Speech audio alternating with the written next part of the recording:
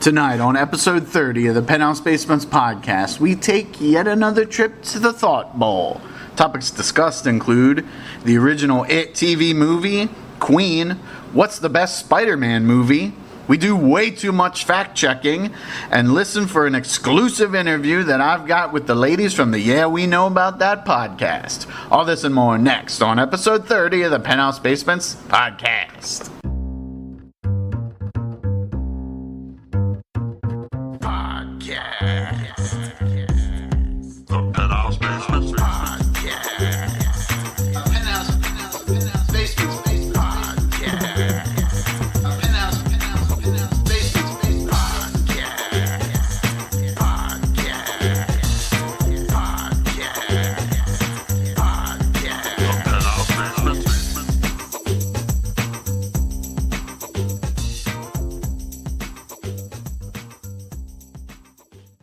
You're listening to WOWD-LP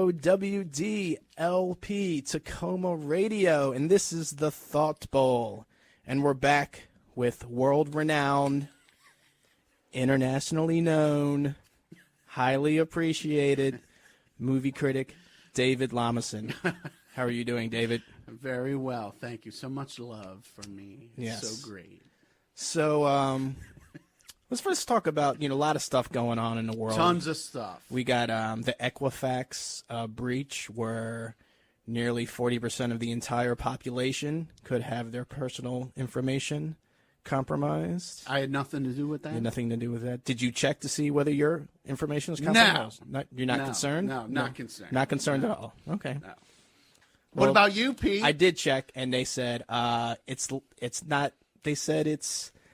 I could have, and they will check back with me on September 11th. I'm glad they gave you a definitive answer. Right. They said, your information could be compromised, and we'll send you a free year of monitoring service for a year. So, by the way, you can't purchase a home, right, or an automobile, right? Or probably someone opened 20 accounts in my name, also.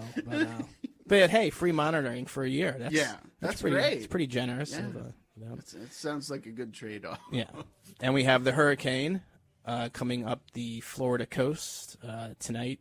Yeah, anybody that has friends and family in that area, just, stay safe. Stay safe and make your own decision on whether you should leave or not leave.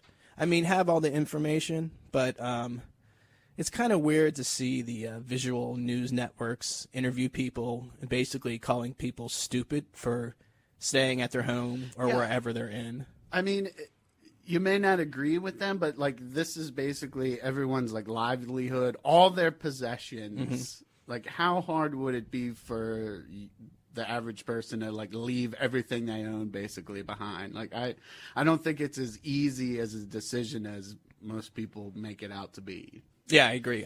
And I mean, so a lot of people, actually my boss he lives in Miami. He had to rent an airplane. Now he has the financial capability of renting an airplane. I have no idea how much it costs to rent an airplane.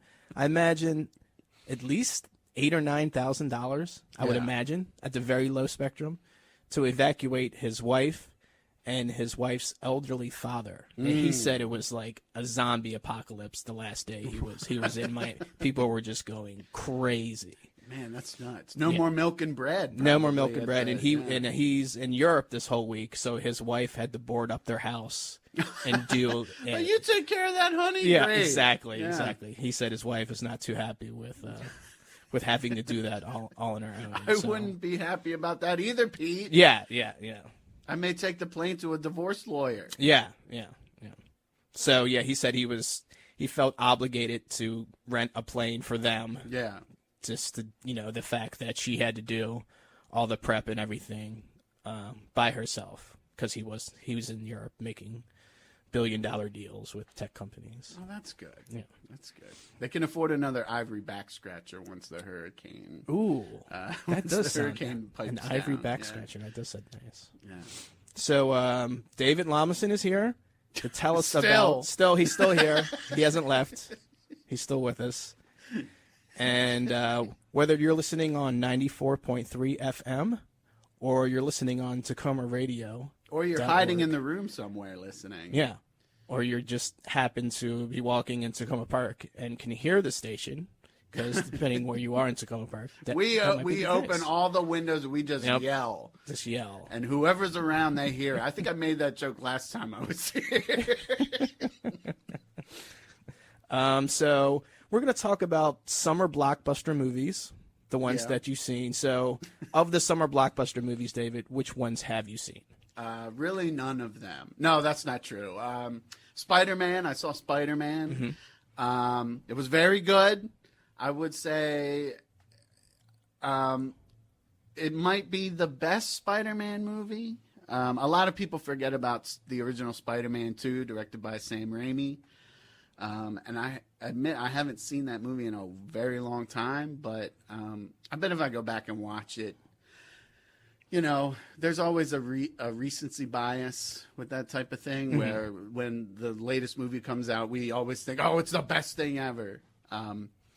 But the Spider-Man Homecoming was very good. I would say the thing that separates it from the original Spider-Man 2, I think the supporting characters around Spider-Man are a lot stronger in Homecoming than they are in the original. Like, there's a real sense of like a lived-in world with like other fleshed out people around him. Are you talking about the actors and actresses, or are you talking about a specific character? I'm talking about their specific characters. And I mean, their acting is very, very good also. I'm bad with names, but Spider-Man's buddy, his high school buddy, can't remember his name. I'm a great film critic. Everyone loves me. I just can't remember names of people, movies, places, anything. But this, did you say this was the best Spider-Man? I think it was the best Spider-Man movie. I mean, the characters, and I think overall, you've got a good villain. It really is a wash. I mean, I mean, you could make a case that they're even, but I mean, you know, what are we doing here? It's 2017. What does it matter what movie's better or not? All right, what's the worst Spider-Man movie?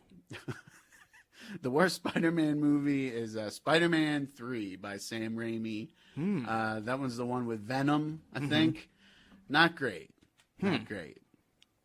A lot of people would agree with that, though. Is that, you think that's almost consensus, as that being, I mean, fans of Spider-Man would say that is the worst Spider-Man? I mean, a lot of people don't like the Andrew Garfield reboot, the second reboot of Spider-Man. You remember those movies? No one remembers them, Pete. They all kind of like a blur. Them. I remember Tobey Maguire was in one, and then they got Andrew Garfield, because Sony didn't want to lose the license. Andrew Garfield, he was in Social Network, right? Yeah, the other guy, not Zuckerberg, but Muckerberg, but the other guy. Yeah. Again, don't know the name. We don't know his name. And we're not fact-checking here, because if we fact-checked live on the air, that would dominate most of the time. Yeah, it would waste too much time. Yeah, it would waste too much time. So we would rather be wrong and called out later embarrassingly for being wrong, rather than look up the right answer and take the time. Right. We're just guessing here. We're not experts. Yeah. We want to bring you quantity over quality. Right. That is the goal of the Thought Bowl. And the views of the Thought Bowl do not necessarily reflect the views of WOWDLP, Tacoma Park. I know, this station loves Spider-Man 3, so it's good that you said that. There's a Spider-Man 3 poster on the wall right behind you, Pete. Oh, there is. And I believe the last show you said you're anti-3D. Yes. Was this movie offered in 3D? It might have been.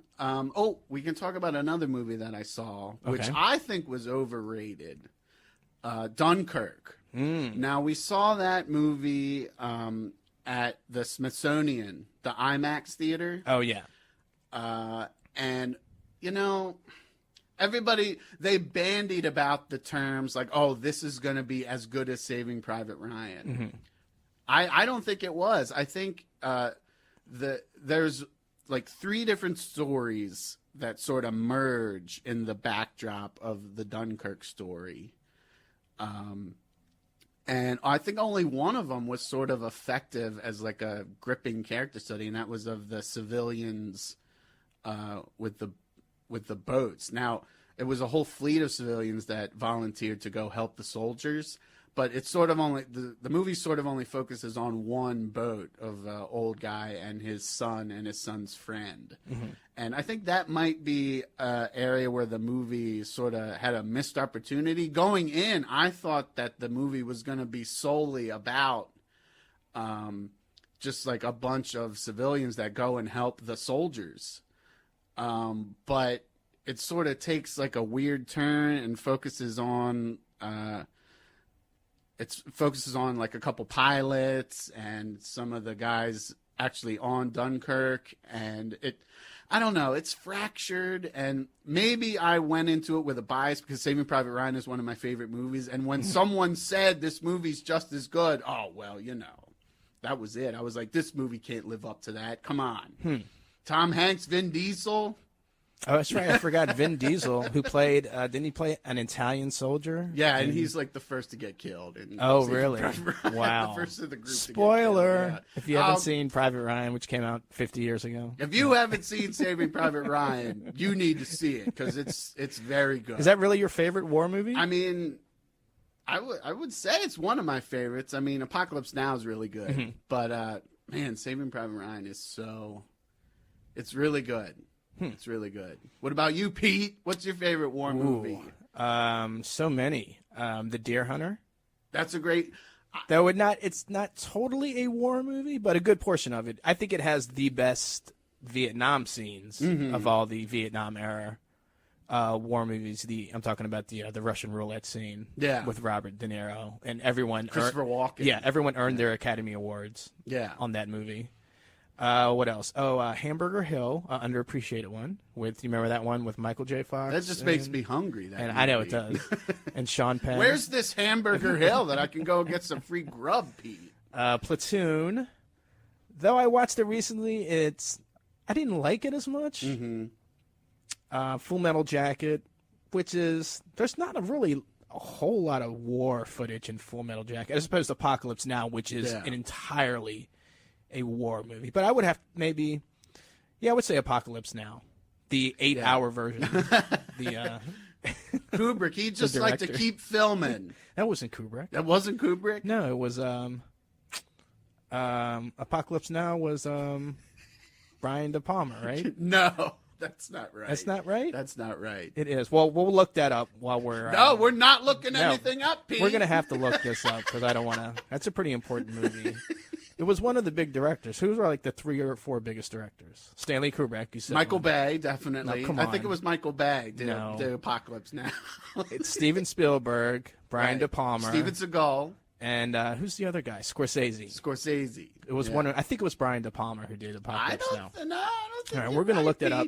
So you owe me a trip to Hamburger Hill. I do. I'll take you to Hamburger Hill. So also later we're going to talk about the new Queen, specifically. Is it a Queen biopic or a Freddie Mercury? A Freddie Mercury biopic. Freddie Mercury. So we're going to play a song, a very fast version, live version of "We Will Rock You." Rarely heard.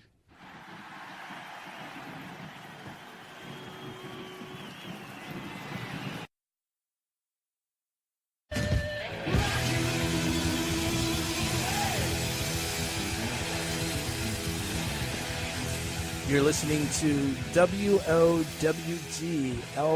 Tacoma Radio, and this is the Thought Bowl. And that was Queen with a very fast live version of "We Will Rock You."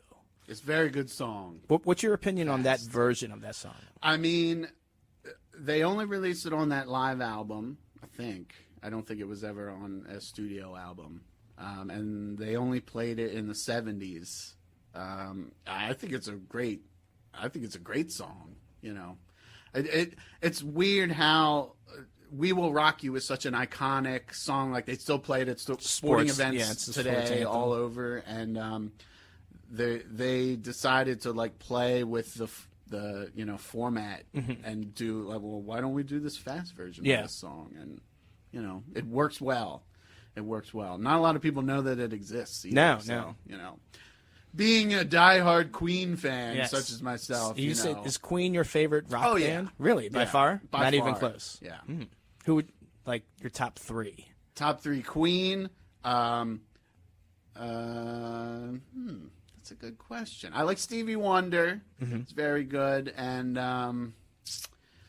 let's see, who after Stevie Wonder? This is riveting radio. It is. Zeppelin, probably. Okay. Led Zeppelin. Although you revealed to me last episode that I was on how Led Zeppelin is a bunch of stinky song stealers. Yeah.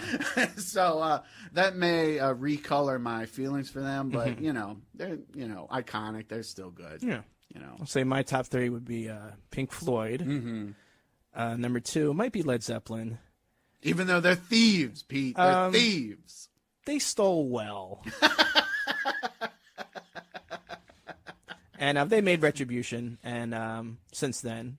Okay. And actually, I've kind of, in a weird, twisted way, brought attention to those artists that they stole from, like Muddy Waters and Howlin' Wolf.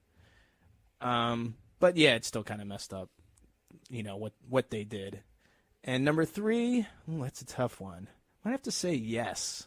Yes. Yeah. I'm a big prog rock fan. So You look the part, Pete. Yes, I do. I look prog rock is probably the most divisive genre of music there is, because a lot of people just think it's too, I wouldn't say too intellectual, but too musician based. Well, you've got a Yes album that's 2 hours long with 4 tracks. Yeah, that is true. They were big on having one side being an entire just jam. Yeah.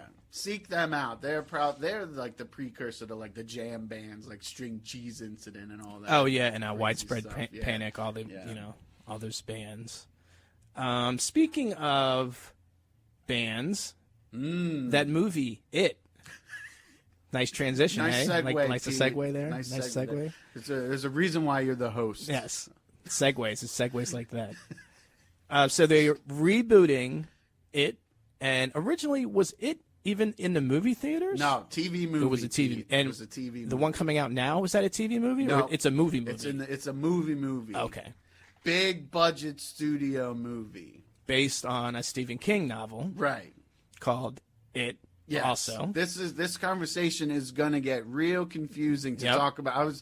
We were talking about It last night. It, yeah. And like It. It's It. like, who's on first? Yeah, it was just like that. Oh, we're going to see It. What are you going to see? It. No, It. Yeah, it's great. So for people not familiar with It, if you were giving like the back of the box description of the movie, the original movie, because you haven't seen the new one, you're going to see that right after the show. You're going to see it.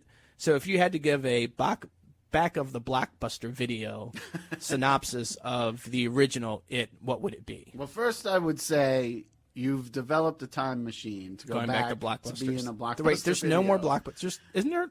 There's probably like 5 left in the entire country. Well, if you want to, quick side tangent, if you want to follow a really awesome Twitter account, I think it's called The Last Blockbuster. Search for that Twitter account. It's very funny. Anyway, okay. Shout out to them. So how I would describe the original It, I would say a group of preteens must fend off a evil presence that's taking over the town, and then after they feel as if they defeat it, they have to get back together 20 years later to stop it again. That's basically what happens in the original movie. So without spoilers, I don't want to spoil anything. When you say presence, what do you? Well, is this imaginary? Here's Is this the real? thing. That's sort of skewed in the movie. I never read the book, so any huge Stephen King fans out there, if you want to call in or throw a brick through the window, send us an email at thoughtballradio@gmail.com. Yes, so you can complain about how bad we've botched all the facts, especially about Apocalypse Now. Oh, it's Francis Ford Coppola. We did look that up. You're right, yeah, not Brian De Palma. Not Brian De Palma. Yeah. Who did Carlito's Way. Another fine movie. And Scarface. And Scarface. Yeah.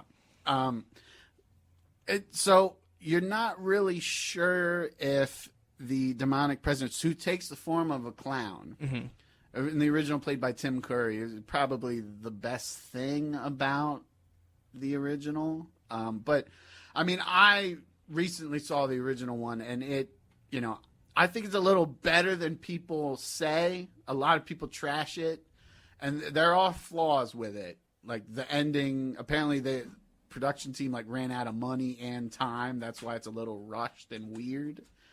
But I think the performances of the children in part one particularly are good.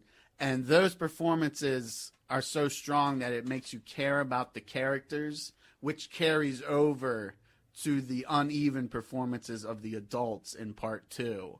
So even though their acting is a little uneven in part two, the adults, you still care about the characters so much from part one that I think that it's still an effective movie. Now, we can talk about Stephen King and his botching of the ending of stories. Yeah, that's a whole other podcast. But you don't know what he wrote in the book. No, I don't. So a lot of times, things are totally he was not too impressed with what they did with The Shining. Right.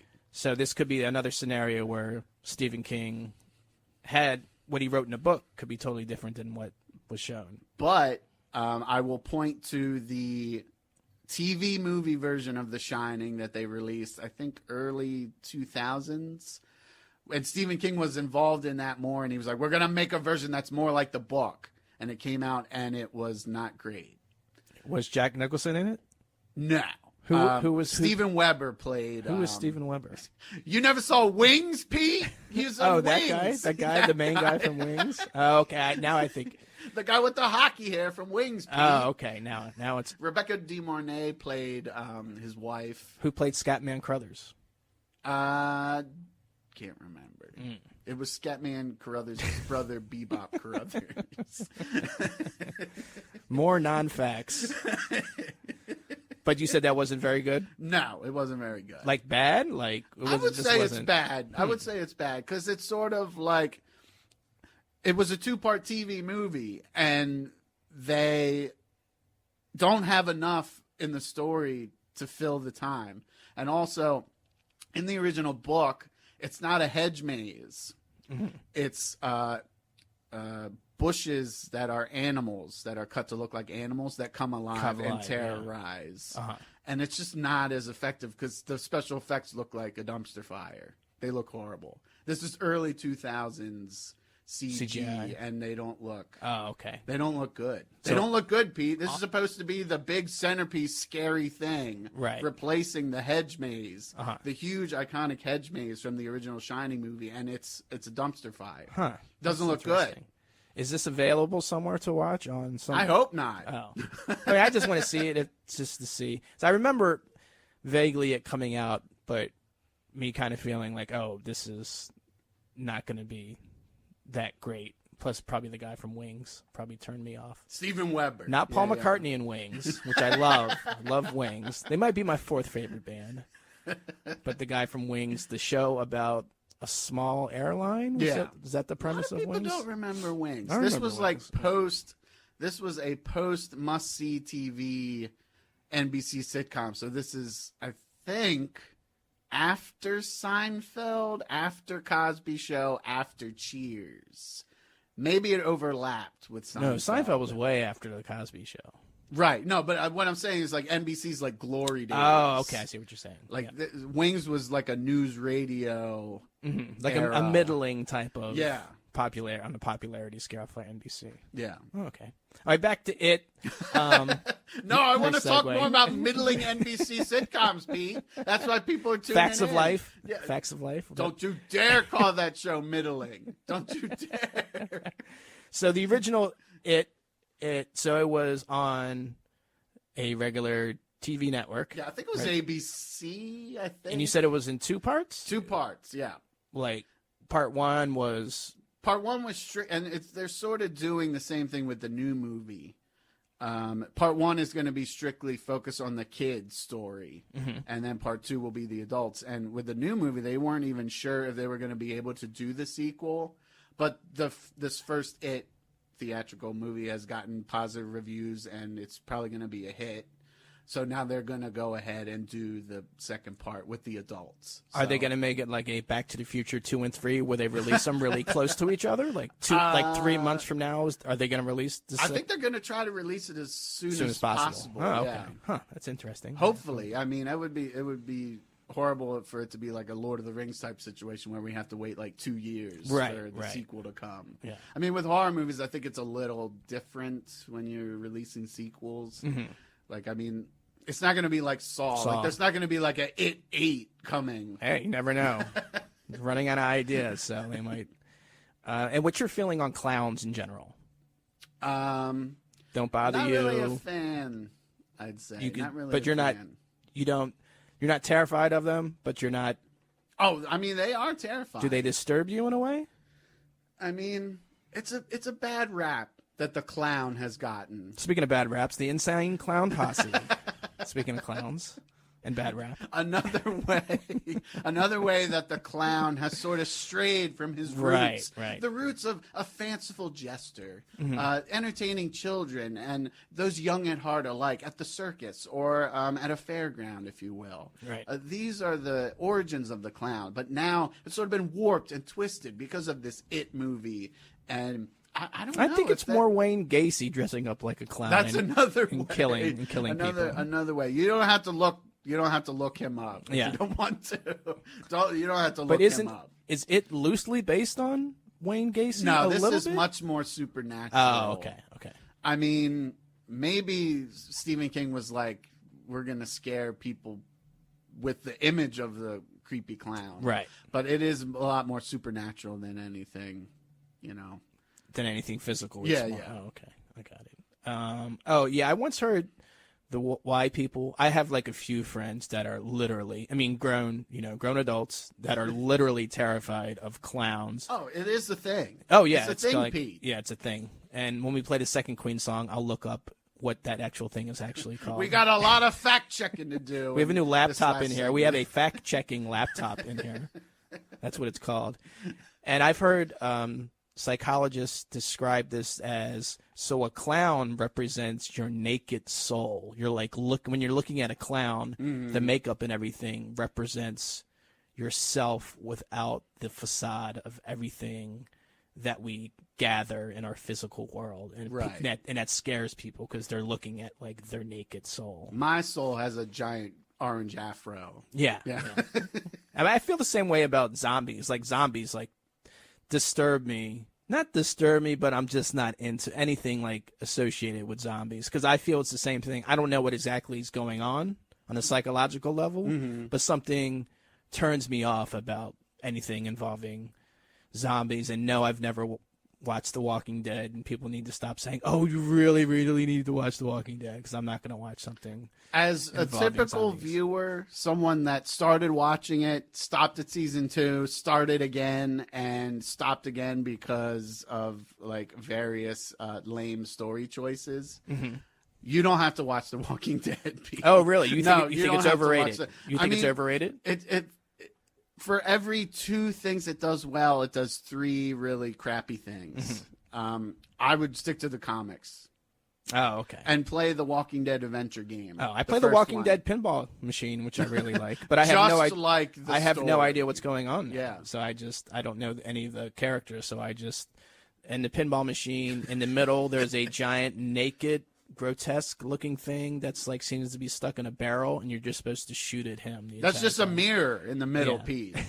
It's me. I figured it out now. But yeah, don't watch the show. Okay. Don't watch the show. Read the comic. I apologize to all the Walking Dead fans out there. There are millions. I'm sure. There are millions. Do you think there's more Walking Dead fans or Game of Thrones fans out there? Probably Game of Thrones. Game of Thrones? Yeah.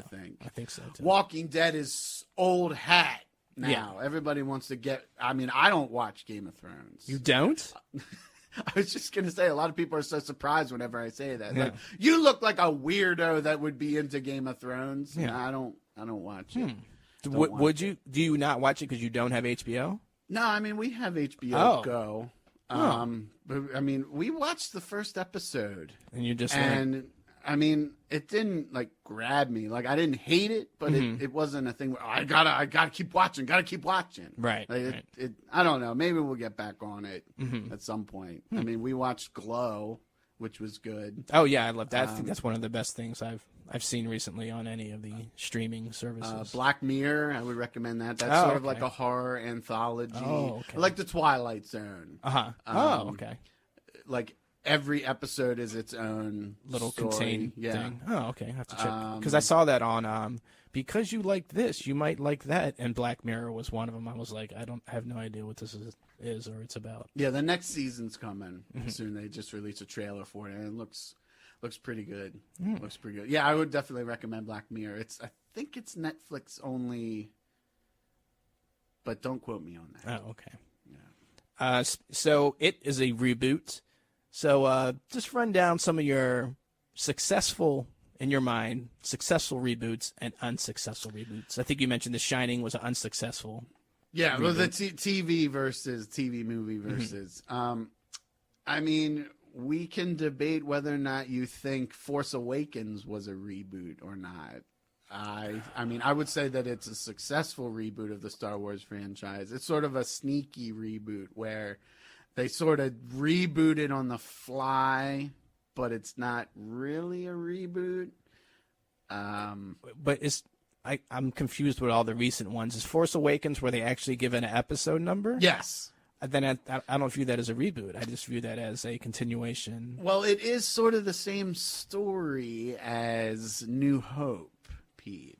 I mean, that's one of the main criticisms of it.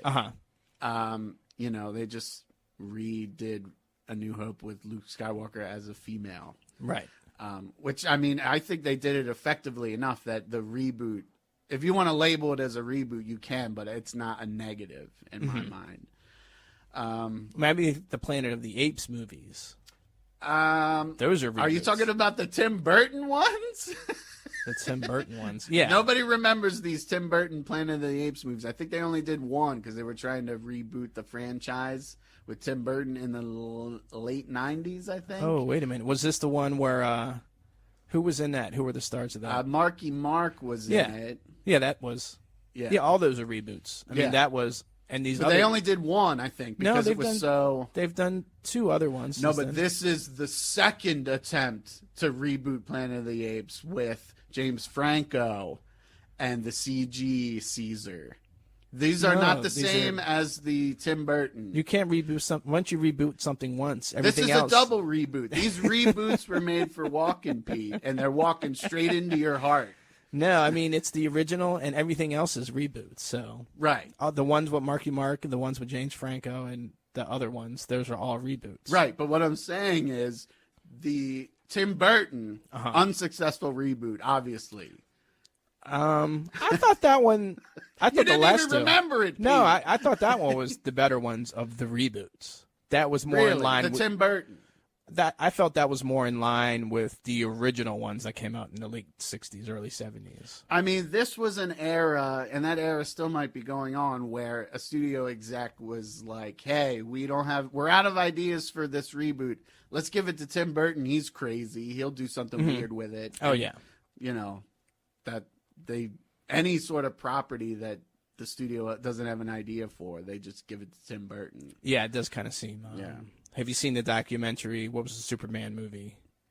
Oh, with Nicolas Cage that never got made. It does have a name. I think it's that's we'll look that up. Something else we'll look up during the next Queen song. There's still like production stills with Nick Cage in the Superman getup, and they're pretty crazy looking. There is an alternate history where there's a Nick Cage Superman movie that happened, and I bet it would be better than Man of Steel was. That was just a slog to get through. That's not Superman. It's not like Superman can't be like dark and brooding. It's one of the ways that he works. If you're going to have him in a universe with Batman, like one of the ways that he works as like a counterpoint to Batman, the way he does things. As Superman is like a, like a good American, like. Golden Boy, Truth, Justice, the American Way. And Tom Brady. He's Tom Brady. Batman, anything but murder to get the job done, no matter what. Like, he will break a bad guy's legs to get information. Right. And Superman wouldn't do that. That's Peyton Manning. Yeah. We figured it out. We got a lot of sports fans listening, Pete, so I'm glad that you brought in the sports tomorrow. metaphor. Well, tomorrow is opening day. So, Thursday was. Of what, Pete? Of NFL football. NFL, what does that stand for? National Football League. Wow. Yeah, I know football. Oh, okay. Speaking of Queen, another great segue. We have another Queen song. What's this next Queen song, David? I think this next Queen song is another little-known song. It's not on any greatest hits albums or anything. It's called Spread Your Wings. Very good live version we're about to hear. It, really shows off Freddie Mercury's singing prowess. Right. Very good. Hey everybody, just wanted to pop in one last time and mention that after the Thought Bowl segment, I added on the exclusive interview that I did with the ladies from the Yeah We Know About That podcast. Their podcast is on iTunes and SoundCloud. It's really funny stuff. You should check it out. Also, they're in an improv group called Thanksgiving 2007. They regularly perform with us at the Pinch in Washington, D.C., the first Tuesday of every month. It's the improv cavalcade show that we host. It's free to get in. We just ask that you buy some booze at the venue to support them. Anyway, sorry we keep mooching off the Thought Bowl, but we haven't really had any time to do any actual episodes of the Penthouse Basements podcast, so hopefully that's going to change soon. But you never know, maybe we'll be going back to the Thought Bowl sooner rather than later.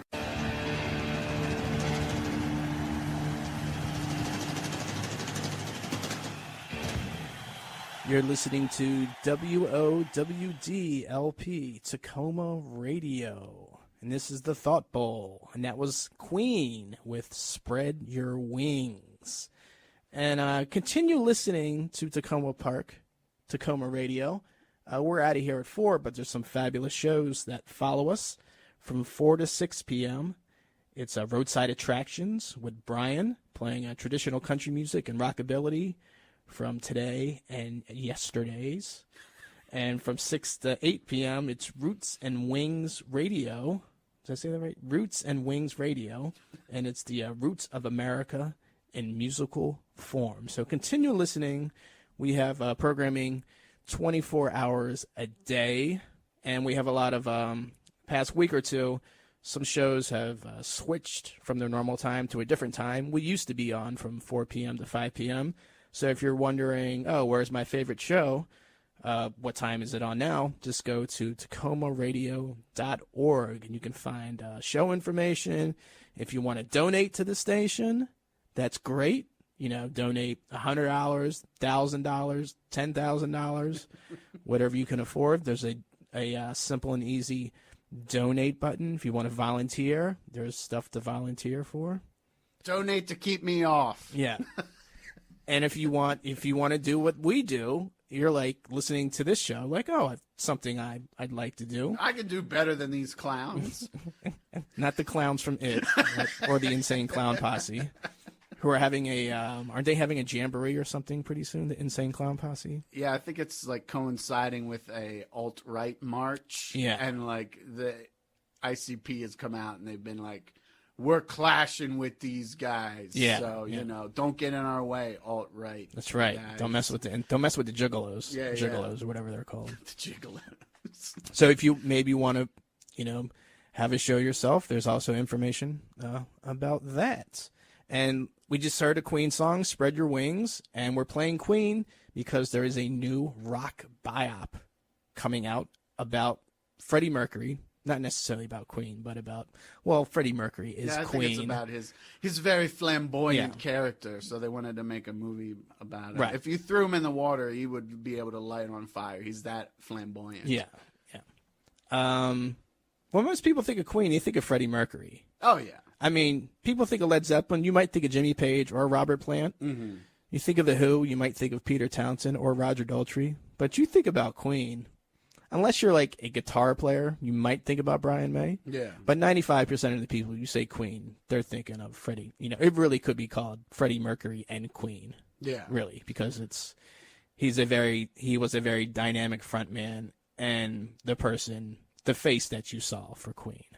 Any word on what the movie will be called?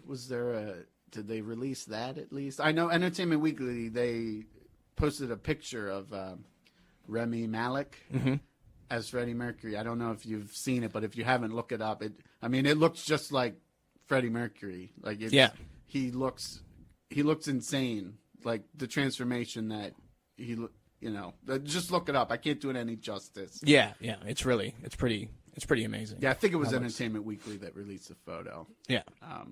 But yeah, I'm looking forward to it. I mean, there was been talk of a Freddie Mercury biopic for a while. Like, Borat was supposed to be in it. Well, not Borat, but no, it was going to be Borat. It was going to be Borat. It was going to be Sacha Baron Cohen as Borat as Freddie Mercury. Yeah. That was the issue they had. Brian May was like, "This is too much. I can't agree to this." A direction that they didn't want to go in. So yeah, that was in the works, and something happened. I guess we're never gonna find out the real reason. Yeah. But I do think it was. I think Brian May is steering this and steering the direction of this upcoming biopic. So if I had to guess, I would say it was because Brian May and Sasha did not get along for whatever reason. And maybe Sasha wanted to take it in more of a lighthearted, like comedic direction. I don't know. Well, they say this is pretty lighthearted. I mean, they said it's not going to be. They're not focusing on him dying from AIDS. They're not focusing on a lot of the more, I guess, depressing aspects of everything that they're focusing on. Him just being a dominant figure and probably one of the most successful rock frontmen in the history of rock music. Best as rock far as, vocalist ever. Ooh. You can make a case. Ooh. I mean, who would you put over Robert him? Plant? Robert Plant? He doesn't have the... I mean, he maybe was more talented as a songwriter, but, I mean, he can't sing like Freddie Mercury. Come on. Well, yeah, I guess maybe. Yeah. Well, I do think part of the appeal of the Queen sound is the backup harmonies also. So I think you kind of have to, give credit to everyone else in them, because I think the drummer sang a few songs. Roger Taylor. Yeah, the keyboard player probably sang, for their pop hits. I think the songs that he sang on were probably just as popular as the ones that Freddie Mercury sang lead on. Like, they're escaping me now. What are the ones that he sang? I think I don't think you. I don't know what you're talking about. Is what I'm trying to say. Oh. Now, there's a few songs that the keyboard player wrote and that he sang. I am waiting for you to tell me these songs, Pete. I'll find that out. We're gonna fact check that. We'll put it on the end, because 4 members of Queen: Roger Taylor, John Deacon, Brian May, Freddie Mercury. Oh, the bass player also played keyboards. That's what I'm talking about. Okay, yeah, Well, John Deacon. Yeah. He didn't sing any. Pete. He didn't sing on any of the songs? Sorry to take you to Queen School, Pete. Okay, well, I think what I meant to Classes say. in session. Professor Lamison is here to teach you the ropes of Queen. What I meant to say is some of the songs that he wrote. Right. Not Another one necessarily bites the dust. He wrote that, which yeah. is arguably their biggest hit. I mean, you could... Yeah, and arguably just a ripoff of Chic's Good Times. But that's another story for... I'll have to look that song up. Oh, Maybe yeah. It is. Yeah, I mean, it is. That is more of an indictment on... maybe it's like bass players, like they have like a kinship, maybe, and he unknowingly ripped it off. No, I'm a bass player, and I can tell you there's no bass player kinship. We just... You hate each other. No. Well, no, he actually said he was actually in the studio when she recorded that song. Oh, really? And that he actually bassed another one. Based? Based. Pun time. I should have saved that for our pun game. So there's been a lot of successful rock biopics. The Doors.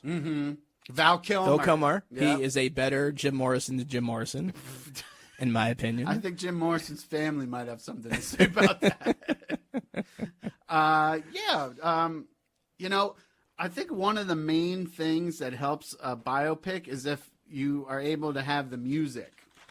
And then there's always a question of, do you want the actor playing the singer? Do you want them to do the singing, or do you want to just have them like lip sync the studio recordings? And that's always a tug of war because, I mean, if they're going to sound similar, then maybe it's better to have it sung live, but then you're listening for nostalgia.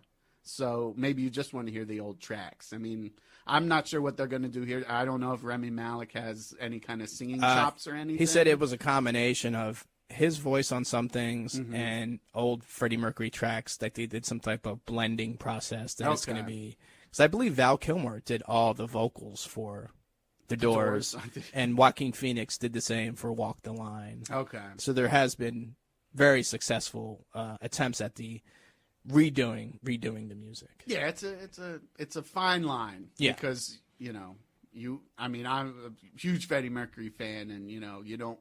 It'd be nice to hear his voice because he has such a great voice. But if Remy is like talented enough that he can pull it off, then it would be nice to hear like footage before the movie comes out, just to listen to what it's going to be like. Because I'm looking forward to it. After that photo, I'm talking up this photo, everybody. This was an amazing photo. It looked just like Freddie Mercury. It looked just like him.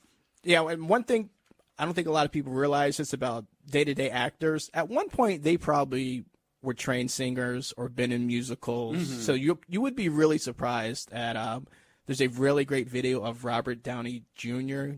jumping on stage with Sting and singing a Police song and killing it. Yeah. That really surprised. But, like I said, someone that's been an actor for 20 or 30 years, they've probably been in musicals or probably started out training to be a singer or had to sing for certain parts. So you'd be really surprised about the vocal ability of your common everyday actor. I mean, more actors from back in the day, they were more of like a jack of all trades. Right, like you did need to know how to sing and dance because a lot of them had like vaudeville roots. So, I mean, do you think maybe you've gotten away from that? Like most actors, like all they can do is act. Like Brad Pitt. Like, do you think he could sing? Oh, yeah. You think Brad Pitt could sing? Oh, yeah. All right. We're going to go on YouTube right after this show. We're looking up Brad Pitt's hot tracks to see if he has any kind of like a fire LP or something. I'd be surprised if he couldn't sing. I would say that. I would be surprised if he could sing. Really? We'll invite him to karaoke next time. I'm trying to think if he's been in a movie where he sang. 12 Monkeys. He sang for a brief second. Did he really? Yeah. Been a while since I've seen a very 12 brief Monkeys. scene. But we're running out of time, and we want to fit at least part of this Queen song in because they're probably going to fade it out before the 4 o'clock show, Roadside Attraction, comes on. But we're going to hear probably the most famous Queen song, Bohemian Rhapsody. And thanks for listening to The Thought Bowl, and thank you, David, for coming by. Hello, everyone. This is David Lamison, host of the Penthouse Basements Podcast, and a new segment, hopefully, which will continue. It's called the Penthouse Basements Podcast on Location. And I have 2 special guests here with me from the popular improv group, Thanksgiving 2007, and they also have a podcast. We do. It's called Yeah, We Know About That. Can I get an introduction? Each of you, introduce yourself. Of course. What's up? Do you want to go first? I'll go first. Whoa. I'm Kaela Jeffers, co-host of Yeah, We Know About That podcast, and also a member of improv group Thanksgiving 2007. So ditto to everything that you said. But my name is Kathleen dePorter. Woo! Her name is also Kaela Jeffers. My name is also Kaela Jeffers. Thanks for having me. Yeah, all right. And this weird gimmick thing that I thought up right now, I'm going to ask these lovely ladies 3 questions, and they're on my phone right now. Pop culture oriented, nothing too crazy, like not how would you solve the Obamacare issue. They're not going to be anything like that. I got some choice words for that. Just kidding, I don't. If you ask me about the Pythagorean theorem, I could definitely tell you about that. Yeah? Yes, confirmed. Nothing about the Pythagorean theorem in these questions. Okay, question 1, here we go. All right. Who is more likely to be in prison in 5 years? Oh, man. Lindsay Lohan, Oh, God. OJ, or Trump and a family member. Like either Trump and or one Someone of his related family to Trump. members. Yes. Okay, well, That is one of the hardest questions of my lifetime. can I say all of them? Is that You think OJ is going to fall off the murder wagon? I Maybe not honestly even do. murder. No, I honestly do. I mean, he didn't go to jail for murder the first time. No, he didn't. He went to jail for burglary. burglary, Kidnapping. Kidnapping. for It orange was a juice. cornucopia of Yeah, that. it was a cornucopia thing. Yeah. Lindsay Lohan, she right now is not doing well. If you guys follow her on social media, she's spiraling, and so I kind of Yeah. I'm interested. I'm very interested to see where she I'm goes. in 5 seeing, years. yeah, I mean, her 5-year trajectory is just so unpredictable at this point because it's been unpredictable since, the Parent Trap. Yeah. The thing with Lindsay is that right now she's claiming, on her social media posts that she is doing well. Yeah. But, She switched religions. She switched, but she's only doing it to capitalize off of burkinis. Yeah, burkinis. And we all know this. She has a new fashion Burkinis, line of yeah. burkinis. Yeah. So what we're thinking is, Lindsay might not, honestly, Yeah. in my opinion, I think 10 years, it's a different story. 5 years, Lindsay probably won't be in jail. I think Lindsay's gonna be engaged to another Russian person. Yes, In 5 for years. sure. I don't know. I mean, the Trump family member thing, if none of them go to jail, that's out of control. Yeah. Agreed. But maybe they won't. Maybe we're living in, What is this? Some kind of Crazy town. dystopia? I know. I was going to say a utopia, but I meant a dystopia. Yeah. George Borwell over here. Yeah, so George you're Borwell. thinking OJ. That's what you're thinking. He's yes. going to fall off the wagon. There's just no Yeah. way, dude. There's no way that he doesn't go back to jail. Yeah. Alrighty. That's great. We had a great dialogue Yeah, here. that was really Yeah. special. Question 2. Great. We're cutting out the fat. Here we go. Let's do it. More likely to be president after the next election. Jesus. Trump, Okay. The Rock, or literally anyone else. Okay. What's so troubling about this Go on. is that I can't answer that question with Yeah. any just shred of confidence. That's true. It could So- be anyone. I really mean, could literally, be The anyone. Rock. Who's The Rock running with again? Isn't it Kid Rock? No, Kid Rock. The Rock. Is that a kid version of The Rock or Kid Rock? No, it's a kid version of The Rock. It's The Rock and Kid Rock 2020. Wow, that's who I want to see as president. Yeah, yeah. If He's the got Kid- my vote. I just said if the Kid Rock. Kid Rock. The Rock and God Kid. damn it, I'm so mad about this. I am praying with every fiber of my being that it's literally anyone else. Yeah. Right. Yeah. But studies show that, anything is possible. Anybody could become Anybody could president. become president. Let's throw another celebrity in the mix. Mark Zuckerberg. Could be. He's gonna run. We know it. People seem to like him. Probably. People seem to like his social Elon media Musk platform. called him like an idiot or something a few days ago. Well, He said that he didn't have a grasp on artificial intelligence. Oh, we got a billionaire feud. Pew, pew, pew, pew. AI. So you're going with literally anybody Yeah. else. I could see The Rock winning, but I honestly think he is just doing it. That was The Rock That was The attacking Rock. us. Being like, how dare you? I think that The Rock running is Yeah. just a publicity stunt for It the is. Jumanji movie. I don't think it's true because the Jumanji movie's coming soon. I hope so. I think he's just trying to drum up interest what in I'm that. trying to say Damn is, it. Is that the new thing? yeah, what I'm Anyone's saying like is trying to promote something, they go, I'm Jumanji running. 2020. That's all I'm saying. I'm voting for Jumanji 2020. Yeah, Jack Black, Kevin Hart. Yeah. I'd rather vote for their ticket. For sure.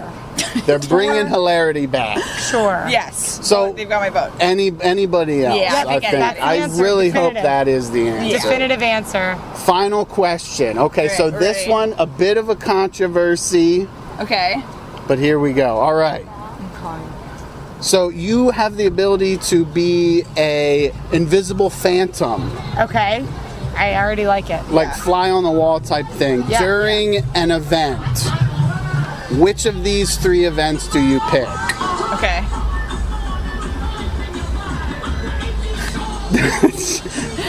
The night Princess Diana died? Oh. The night John Benet Ramsey was murdered? Oh! Oh my or the God. night of the OJ murders? Okay. Which one? Which For those one? who aren't here, I just kicked a brick wall and broke my foot. Okay, so I'm pretty sure I know what happened the night of the OJ murder. Yeah. Right, yeah, aliens came down and murdered them. Yeah, And I'm pretty sure I know what happened the night of John Benet Ramsey's murder, and it's that she turned into Katy Perry. That's exactly what happened. She turned into Katy Perry, and then she made that song Bon Appetit. Or Swish Swish Bish. Swish Swish Bish Yeah. about Taylor Swift. Swish. What was the first one? Princess Diana. Now people All in. Well, people say, oh, well, it's pretty cut and dry what happened. The right. paparazzo caused it, but, Paparazzo. but no, that's a conspiracy possibly because maybe everybody was drunk, nobody knew what was happening, the queen had her murdered, it's just trying to cover it up. No one knows. Princess Diana, through and through. You would I pick know. Princess I know Di. what happened in the other two. Lady Di. Lady Di, would you go? Everybody's Lady Di Gaga. You know what? God, this is Everybody's Lady Di. yeah. Listen, coming from someone who does own the Princess Diana Beanie Baby, It's worth so much fucking money. I'm gonna So much money. at least $20. I've always thought about a dystopia where, and like, yeah, Just constantly. Yeah, no, I'm constantly thinking about this. Remember when like Beanie Babies were really big? Everyone was like, collect them; they're gonna be so valuable one Do day. I ever? Oh, yeah. What if right now, today, literally they were worth so much money that you would go out to dinner and you'd pay in Beanie Babies? Like if Beanie Babies became our currency. That's a modern day dystopia if I've ever heard of it. I don't know. Yeah, I was thinking once we get nuked by North Korea, Yeah. we're either going to be bartering in Beanie Babies, Yeah. Pogs, Or Pokemon. Snap bracelets, Pokemon. Yeah, Yeah. that's coming. Listen, if Beanie Babies were currency, let me tell you one thing. I'd be rich, bitch. All right. On that note, I would love to thank my guests right here from the Yeah We Know About That podcast. I've been here with Kathleen dePorter. And Kaela Jeffers. This is David Lamison from the Penthouse Basements Podcast. Thanks for listening and sayonara.